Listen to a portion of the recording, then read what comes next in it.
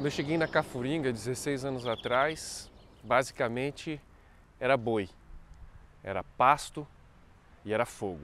A gente tem territórios sendo ocupados, a gente tem nascentes sendo destruídas, a gente tem muita cobertura vegetal sendo derrubada. Isso aqui era uma área de cerrado que não tinha nem arbustos assim, sabe? Era um cerrado onde a gente encontrava só aquele capim, que eu não sei como é que eles dão o nome, mas que o gado só pasta nele depois de uma queimada. O gado só pasta a rebrota.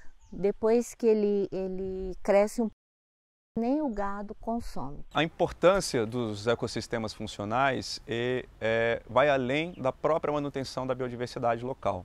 Ecossistemas funcionais, eles são capazes de manter uma série de processos naturais que beneficiam e são fundamentais para o bem-estar humano, como, por exemplo, a regulação hídrica, a produção de alimento, a serviços que estão muito associados com questões culturais, como o valor estético, aprendizado, bem-estar físico e psicológico.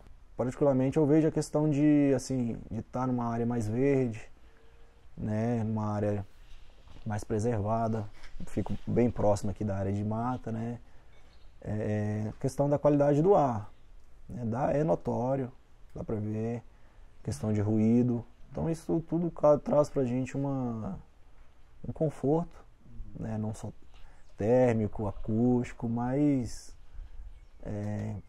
no meu caso que sou pai, tenho 2 filhos, isso aí deixa meus filhos brincar livremente, tomam banho no rio, uma água que você sabe que tá aqui dentro da APA, nasce aqui, é uma água que nós fazemos o consumo, vai ali, pega um copo de água no rio e toma. Então assim, isso nos conforta, saber que está tendo mais a preservação, querer preservar mais. E aqui a gente pode, né, ter as crianças minimamente assim, vivendo a vida natural, em ambientes naturais e conhecer as plantas, né? Saber o que é um pé de mandioca, um pé de banana, que na cidade as crianças nem sabem, né? Pro antigo, pro tradicional, você fala área de preservação, ele olha uma área que não vai ter retorno, né?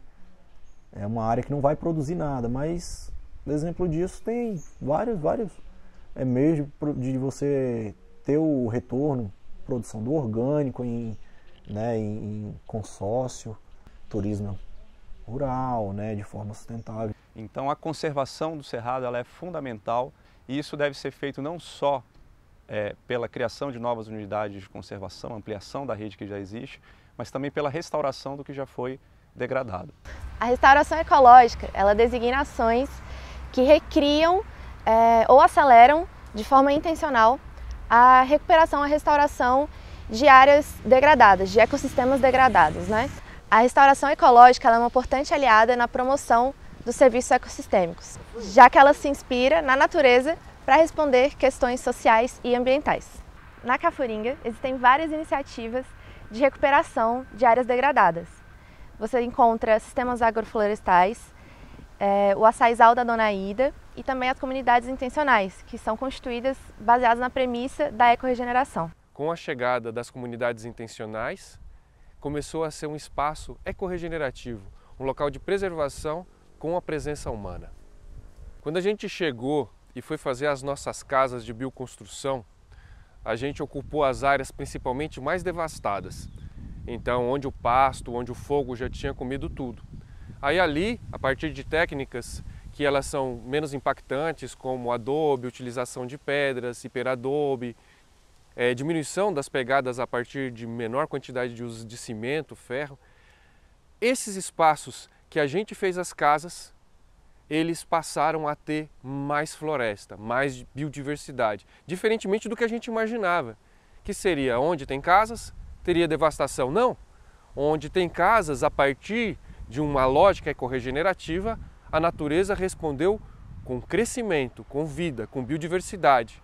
E mesmo os locais mais remotos, que também a biodiversidade se manifesta, ele cresce menos do que onde estão essas ocupações humanas. Então a gente acaba aprendendo que a ocupação humana, a partir de técnicas e objetivos específicos ecorregenerativos, eles dão um impacto socioambiental e um ecossistema que se retroalimenta nessa perspectiva. E depois que ele me deixou plantar, aí nós fomos sentindo a diferença. Começaram a aparecer muitas borboletas, a borboleta azul que dá em área de mata úmida, que agora com uma certa frequência a gente vê aqui dentro do açaizal, tucano, periquito, arara, vem muita arara aqui por causa das guerobas. O que a gente faz é quase nada, né? Pensando, mas é o pouquinho que a gente tem, consegue aqui, mas pensando em dar um exemplo, né? E conseguir fazer o que a gente acredita que realmente, se todo mundo estivesse fazendo um pouquinho em algum lugar parecido, né? Pensando nisso, em estar conservando o solo, conservando a água, tivesse um mínimo assim de pensamento, acho que a gente já estaria num outro lugar bem diferente. Hoje o que a gente faz, na verdade, é a gente fazer a transição de uma cultura bovina, que é a tradicional, para uma cultura ecorregenerativa, ou seja,